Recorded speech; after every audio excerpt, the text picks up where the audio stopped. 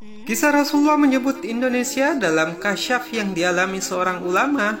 Awalnya kami Jazirah Kisah menganggapnya sebagai cerita hoax.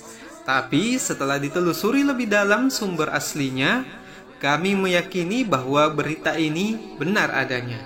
Cerita Nabi menyebut negara Indonesia, negara berbendera merah putih ini dikisahkan oleh Abuya Kiai Haji Muhyiddin Abdul Qadir Al-Manafi.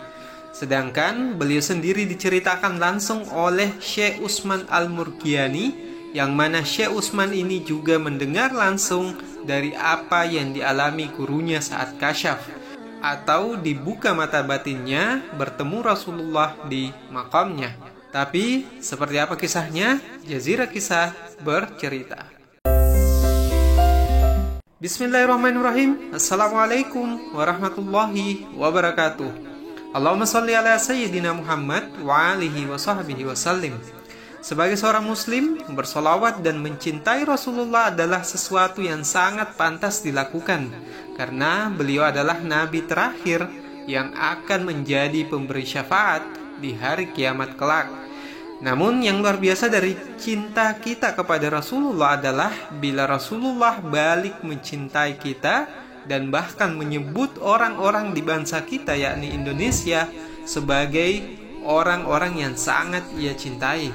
Terlebih karena beliau telah wafat 1400 tahun lalu dan ungkapan cinta tersebut keluar dari mulut beliau di masa ini. Subhanallah. Baik, mari dengarkan kisahnya. Dalam sebuah ceramahnya, Abuya Kiai Haji Muhyiddin Abdul Qadir Al-Manafi menceritakan bahwa sebelum datang ke tempat ceramahnya saat itu, ia ditanya soal cerita yang tersebar di sosial media yang dikaitkan dengan dirinya bahwa Rasulullah SAW pernah menyebut bangsa Indonesia. Katanya beliau diminta mengklarifikasi berita tersebut. Lalu kemudian dalam ceramahnya tersebut, Abuya Kiai Haji Muhyiddin Al-Manafi menceritakan kembali kisahnya. Beliau mengatakan bahwa ini merupakan kabar gembira yang sangat hebat dari wali Allah, yang mana ketika Abuya Kiai Haji Muhyiddin Al-Manafi bertemu dengan ulama-ulama besar di dekat makam Rasulullah SAW yang sedang berkumpul di sana, beliau kemudian dipanggil oleh salah seorang dari salah satu rombongan tersebut. Lalu bertanya, "Man antum? Min aina? Siapa Anda? Dari mana asal Anda?" Terus pertanyaan tersebut dijawab oleh Abuya dengan menyebut namanya dan asal negaranya, yakni Indonesia. Si penanya tersebut mengatakan bahwa ia adalah Utsman Al-Murgiani. Jadi ternyata orang yang bertanya pada Abuya adalah Al-Allamah Al-Arif Billah Syekh Utsman Al-Murgiani, seorang guru mursyid tarekat. Beliau mengatakan bahwa saya akan mengatakan satu rahasia yang belum dibuka pada orang lain, dan ini kabar gembira bagi orang Indonesia, ucap Syekh Utsman. Katanya, dulu saya beserta guru saya, yang ia tidak sebutkan namanya, yaitu guru yang sama dari guru Syekh Muhammad Alawi Al-Maliki rahimahullah. Jadi maksudnya Syekh Utsman ini seperguruan dengan Syekh Muhammad Alawi Al-Maliki, dan beliau bersahabat baik dengannya. Dan kisah yang ia ceritakan ini adalah terkait apa yang dialami gurunya, yang mana ia guru dari Syekh Muhammad Alawi Al-Maliki juga. Jadi sebelum lanjut, admin Jazirah Kisah mau mengklarifikasi berita yang beredar di luar sana. Jadi sebenarnya yang mengalami kasyaf melihat Rasulullah langsung dalam keadaan terjaga adalah gurunya Syekh Muhammad Alawi Al-Maliki. Jadi kami pertegas, bukan Syekh Muhammad Alawi Al-Maliki sendiri yang kasyaf saat Rasulullah SAW menyebut Indonesia, sebagaimana banyak diberitakan.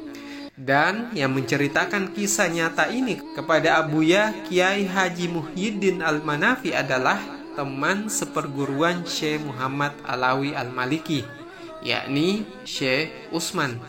Wallahu a'lam. Sampai di sini sudah jelas kan? Baik, kita lanjutkan kisahnya.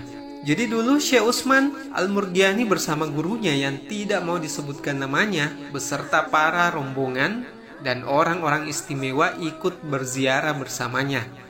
Ketika sampai di makam Rasulullah Sallallahu Alaihi Wasallam, guru dari Syekh Utsman langsung masuk ke dalam makam dan setelahnya mengatakan bahwa beliau bertemu dengan Rasulullah Sallallahu Alaihi Wasallam secara kasyaf atau dibukakan mata batinnya, bukan dalam mimpi. Katanya, yakni kata guru Syekh Utsman menceritakan bahwa beliau melihat dalam hujrah syarifah, yakni di rumah Nabi tempat Nabi dimakamkan, lautan manusia sepanjang mata memandang, yang tak bisa terhitung dengan suku yang bermacam-macam dan bahasa yang bermacam-macam pula. Selanjutnya, ia melirik ke suatu tempat, ternyata terbentang luas tak terhitung. Di sana ada kelompok yang wajahnya berbeda dengan orang Timur Tengah, berbeda dengan orang Nigeria, berbeda dengan orang Eropa, yang jumlahnya terbanyak. Kata beliau, saya kaget dan bertanya kepada Rasulullah, "Ya Rasulullah, man haula'i?" Wahai Rasulullah, siapa mereka? Maka Rasulullah menjawab, "Haula'i ahbabi min Indonesia." Mereka adalah kekasih-kekasihku dari Indonesia. Allahu Akbar.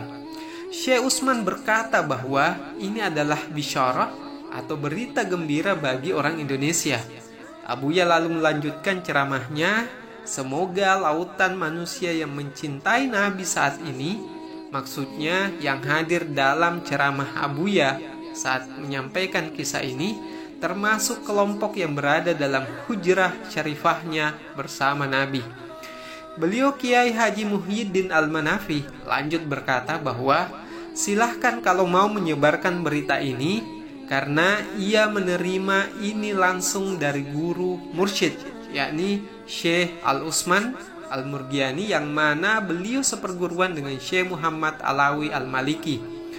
Subhanallah, ini adalah salah satu berita gembira yang patut kita banggakan. Semoga kita termasuk dalam kelompok yang disabdakan oleh Nabi Sallallahu Alaihi Wasallam, haulai ahbabi min Indonesia. Mereka adalah kekasih-kekasihku dari Indonesia. Amin.